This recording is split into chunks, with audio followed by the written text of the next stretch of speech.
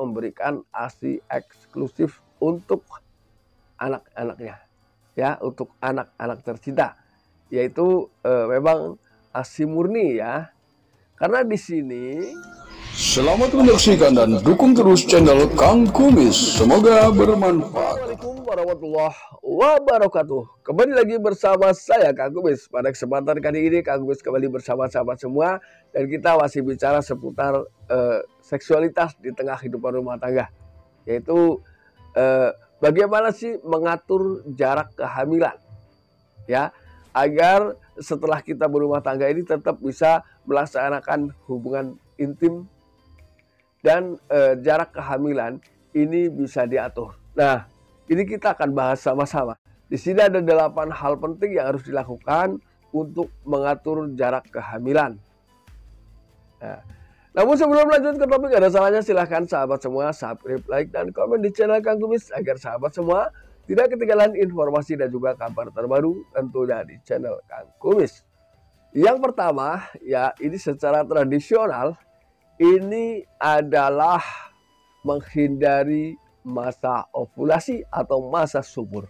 Nah, masa subur ini adalah biasanya terjadi setelah selesai awal menstruasi, ya. Jadi begitu selesai menstruasi di awal, ini adalah masa-masa subur, ya, di mana memang untuk saat-saat itu mudah sekali terjadi kehamilan, ya, walaupun misalnya hanya 1 kali melakukan.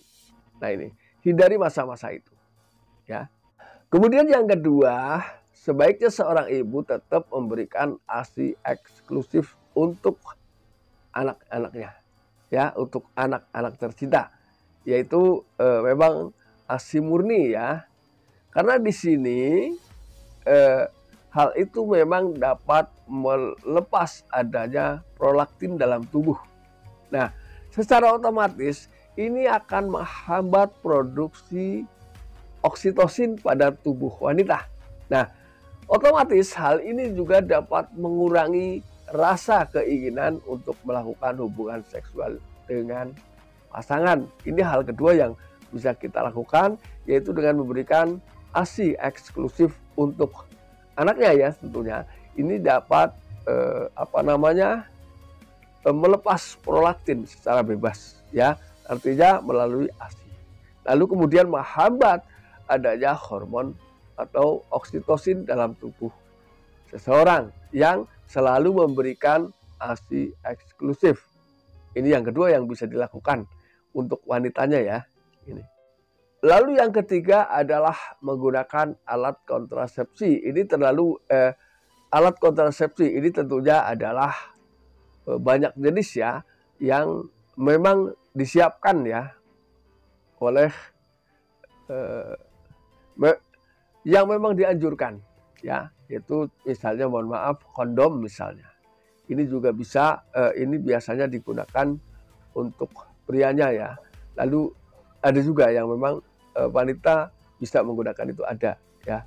Ini yang ketiga yang harus dilakukan untuk mengatur jarak kehamilan antara anak pertama dan anak berikutnya. Ini. Lalu yang keempat adalah minum pil KB secara teratur, ya. Karena ketika tidak teratur, ini tidak menutup kemungkinan bisa menyebabkan kebobolan juga, ya. Jadi teratur, baik Anda melakukan hubungan seksual atau tidak dengan pasangan Anda harus tetap minum, ya. Ini. Lalu kemudian yang kelima, Anda juga bisa menggunakan alat kontrasepsi berupa suntik, ya, yang tentunya jarak fungsi daripada suntik itu tergantung mau yang berapa bulan, mau yang 1 bulan, mau yang 2 bulan, atau yang 3 bulan.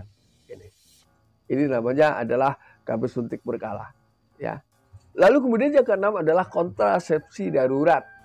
Ini berupa pil ya, yang memang bisa bertahan 72 jam, atau hal itu bisa dikonsumsi setelah melakukan hubungan suami istri.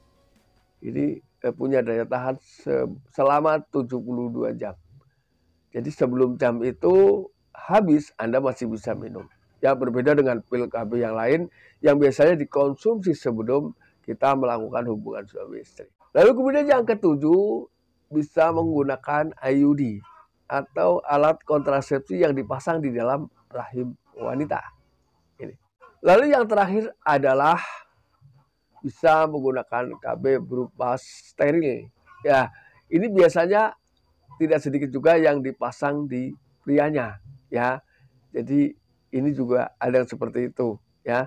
Jadi kapanpun kita melakukan hubungan suami istri ini tidak mengalami kehamilan bagi pasangannya, ya.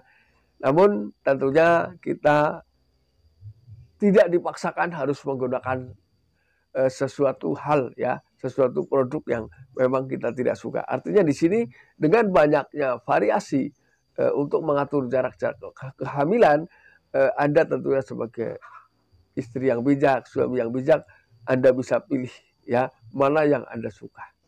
Ya, ini tentunya karena mengingat situasi dan kondisi serta perekonomian masing-masing tentunya, karena ini juga biasanya menjadi salah satu pertimbangan. Walaupun secara jujur bahwa rezeki, maut, jodoh itu Tuhan yang atur, ya.